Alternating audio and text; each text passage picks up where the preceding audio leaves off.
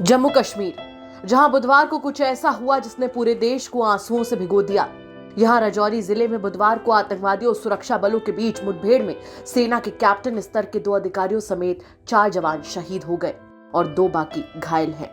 अधिकारियों ने बताया कि मुठभेड़ के दौरान 2 कैप्टन, 1 हवलदार और 1 जवान शहीद, जबकि 1 मेजर और 1 अन्य जवान घायल हुए हैं।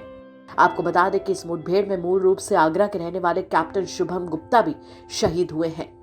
कैप्टन शुभम की उम्र बेहद कम थी और वो इतनी कम उम्र में भी अपने देश का, उत्तर प्रदेश का और घर वालों का नाम ऊंचा कर रहे थे। आपको बता दें कि जैसे ही शुभम के शहीद होने की सूचना उनके घर पर पहुंची तो कोहराम मच गया। हाल बेहाल परिवार के सदस्य अपने बेटे शुभम गुप्ता के पार्थिव शरीर के घर आने का अब इंतजार कर रहे हैं। कैप्टन शुभम गुप्ता के पिता बसंत गुप्ता आगरा के डिस्ट्रिक्ट गवर्नमेंट काउंसिल जिला अदालत में कार्यरत हैं। कैप्टन शुभम गुप्ता को सन 2018 में कमीशन मिला था। कैप्टन शुभम ने इसी हफ्ते घर आने की जानकारी अपने घर वालों को दी थी। शहीद के छोटे भाई ऋषभ गुप्ता और घर वाले उनके घर आने का इंतजार कर रहे थे। कैप्टन शुभम घर तो नहीं आए, लेकिन उनके शहीद होने की खबर जरूर घर आ गई। जिस घर में शुभम गुप्ता की शादी की बातें चल रही थी, उनके सिर पर सेहरा सजाने के सपने देखे जा रहे थे, उस घर का माहौल मातम में बदल गया। घर के अंदर से रोने की आवाजें आ रही हैं।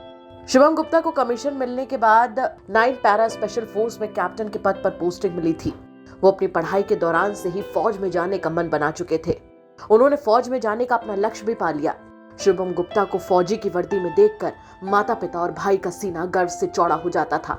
सबको लगता था कि हमारा बेटा दुनिया की सर्वोच्च सेना में गिनती रखने वाली 9 पैरा स्पेशल फोर्स में देश की सेवा कर रहा है। दिवाली के मौके पर वीडियो कॉल के जरिए मां से कैप्टन शुभम गुप्ता की बातचीत हुई थी।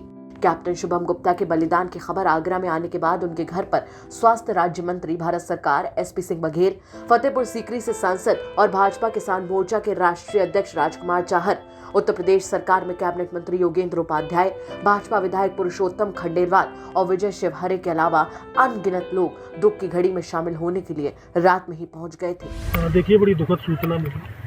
टीवी पर भी चल रहा था कि राजौरी में इस तरह से आतंकवादियों से कोई मुठभेड़ चल रही है।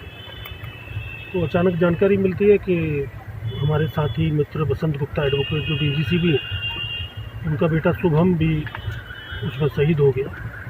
दुखद है। अभी कुछ दिन पहले ही वो एक अफसर बन के आर्मी में गए थे, लेकिन उसका संकल्प था देश के लिए काम करना, देश के लिए काम करना, भारत माता के लिए काम करना। और दुर्भाग्यपूर्ण भी है, और दूसरे शब्दों में कहें तो गर्व का एहसास भी होता है कि हमारे एक दोस्त के बेटे ने अपने प्राणों को न्यौछावर किया देश के लिए, और बलिदान किया है शुभम ने।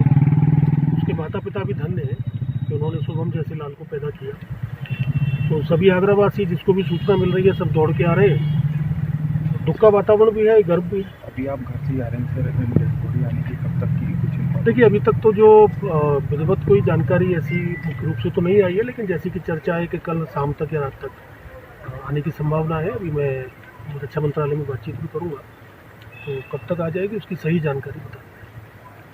Thank you. आगरा के लोगों को अब शहीद कैप्टन के पार्थिव शरीर आने का इंतजार है।